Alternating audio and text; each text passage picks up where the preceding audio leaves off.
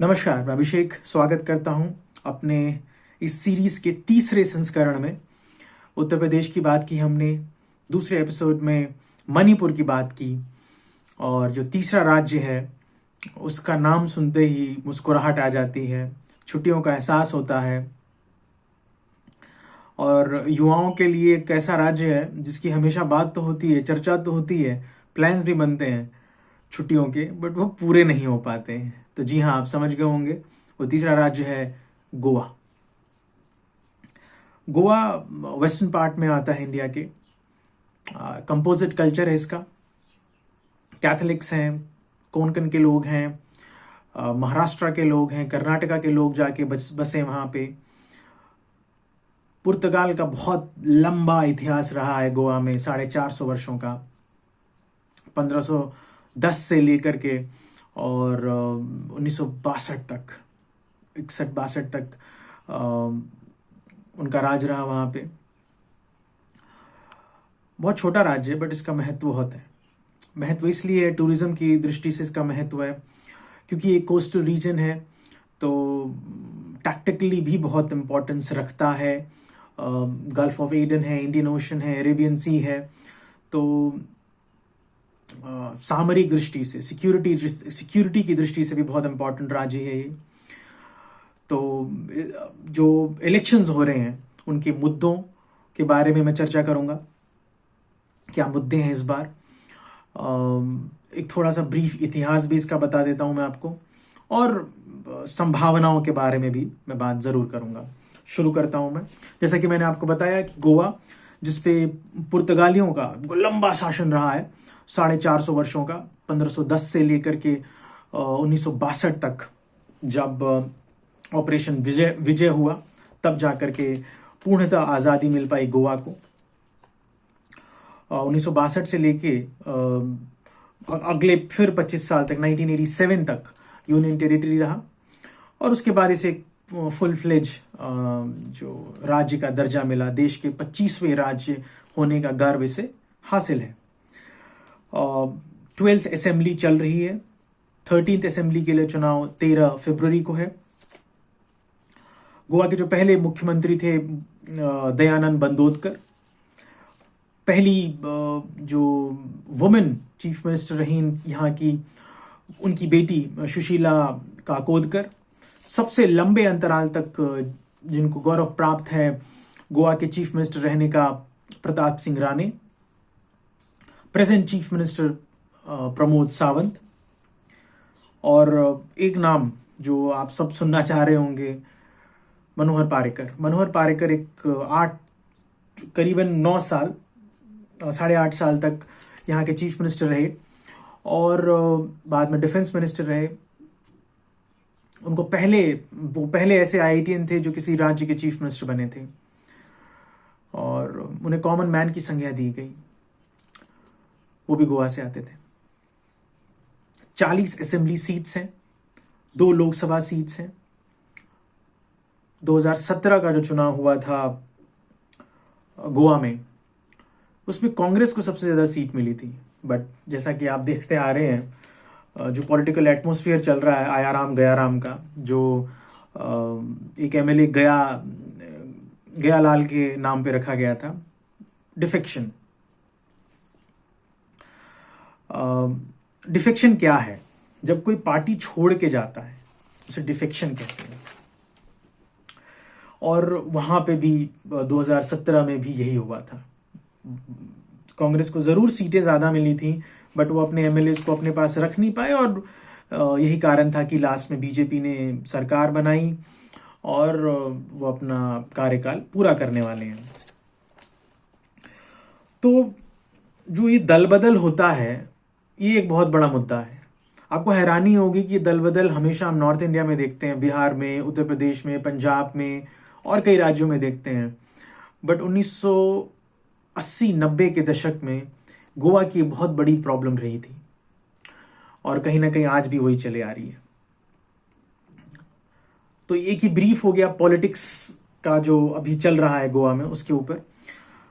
अब गोवा की जो प्रॉब्लम्स क्या क्या हैं? गोवा की दो सबसे महत्वपूर्ण जो समस्या हाल के दिनों में उभर कर आई हैं वो एक है माइनिंग। जी हाँ, माइनिंग। गोवा में आयरन का थर्ड लार्जेस्ट प्रोड्यूसर ये स्टेट है, माइनिंग आयरन का। तो वहां पे इतनी ज्यादा माइनिंग होने लगी कि वहां के लोगों को छोड़ के बाकी बाहर के लोगों को फायदा मिलने लगा, जिसकी वजह से वहां पे आज भी इंटरनल बहुत बड़ा कॉन्फ्लिक्ट है। माइनिंग हो गया। दूसरा, जो वहां का कल्चर है, क्योंकि गोवा एक टूरिस्ट हब बन चुका है, बाहर से लोग आते हैं वहां पे, तो उसे कशीनो कल्चर बोला जा रहा है। वेस्टर्नर्स का एक बहुत बड़ा इन्फ्लुएंस हो गया, जिसके कारण जो गोवन कल्चर है, गोवा का जो अपना कल्चर है, वो कहीं ना कहीं खत्म होते जा रहा है। ये दो सबसे महत्वपूर्ण समस्याएं हैं। तीसरा, जो हाल के दिनों में देखने में आ रही हैं, वो है कि जो एनवायरमेंट का जो लॉस हो रहा है वहां पे, प्रोजेक्ट्स जो चल रहे हैं, जैसे रोड बनाने का काम चल रहा है, वहां पे पोर्ट्स हैं, उसका एक्सटेंशन हो रहा है, एक्सपेंशन हो रहा है, तो उसमें जो फॉरेस्ट को काटा जा रहा है, नए रोड्स को बनाने के लिए फॉरेस्ट से रास्ता गुजारा जा रहा है। दो इंपॉर्टेंट प्रोजेक्ट्स जो भारत सरकार चला रही है, भारतमाला, जिससे रोड की कनेक्टिविटी अच्छी, और सागरमाला जो सारे पोर्ट्स को कनेक्ट करने का जो काम कर रहा है, सागरमाला और भारतमाला, इसमें भी इंटरनली लोग जो वहां के हैं वो बहुत अपोज करते हैं कि जो हमारी ब्यूटी है गोवा की, वो कहीं ना कहीं खराब हो रही है। तो तीन सबसे इंपॉर्टेंट मुद्दे गोवा में आज की डेट में चल रहे हैं। इसके अलावा छोटे मोटे इश्यूज, जैसे लैंग्वेज का इशू हो गया वहां पे, क्योंकि एक कंपोजिट कल्चर है, कैथलिक्स हैं, कोंकणी हैं, महाराष्ट्रियंस हैं, कर्नाटका के लोग हैं, तो कहीं ना कहीं भाषा का भी एक मुद्दा वहां पे हमेशा बना रहता है। मेजॉरिटी ऑलमोस्ट देखा जाए तो हिंदूज की और कैथलिक्स की इक्वल ही है, ऑलमोस्ट इक्वल है। तो बट फिर भी इतना कोई ज्यादा लड़ाई झगड़े की तो अभी तक समस्या नहीं आई है वहां पे, बट एक इंटरनल शांत सा कॉन्फ्लिक्ट धीरे धीरे चलते रहता है। और जो 13th असेंबली होने वाली है, बहुत इंटरेस्टिंग होने वाली है, क्योंकि इसमें जो दो नई पार्टीज हैं, आम आदमी पार्टी तो पिछले बार भी लड़ी थी, बट तृणमूल कांग्रेस, जिन्होंने कई कांग्रेस के विधायक और बीजेपी के विधायक को तोड़ के एक फॉर्मेटिव ऑपोजिशन तैयार करने की कोशिश कर रही है। कांग्रेस का कहीं ना कहीं थोड़ा बहुत प्रभुत्व अभी भी दिख रहा है, वो कुछ सीटों पे जरूर जीत हासिल करेंगे। छोटी छोटी पार्टीज हैं, जैसे महाराष्ट्रवादी गोमंतक पार्टी हो गई, और गोवा फॉरवर्ड ब्लॉक हो गई, गोवा फॉरवर्ड पार्टी हो गई। ये भी छोटी छोटी पार्टी है विजय सरदेसाई की, जो कहीं ना कहीं सरकार बनाने में, फॉर्मेशन में एक रोल प्ले करेंगे। तो ये तो हो गया कि गोवा किस तरीके से वोट करेगा।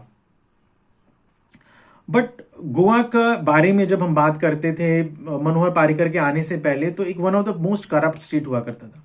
उन्होंने काफी हद तक बढ़िया काम किया, और आज गुड गवर्नेंस में इसका थर्ड नंबर पे स्थान आता है, और एजुकेशन में बहुत अच्छा कर रहा है, हेल्थ के सेक्टर में बहुत बढ़िया काम कर रहा है गोवा, जो कि बहुत अच्छी बात है।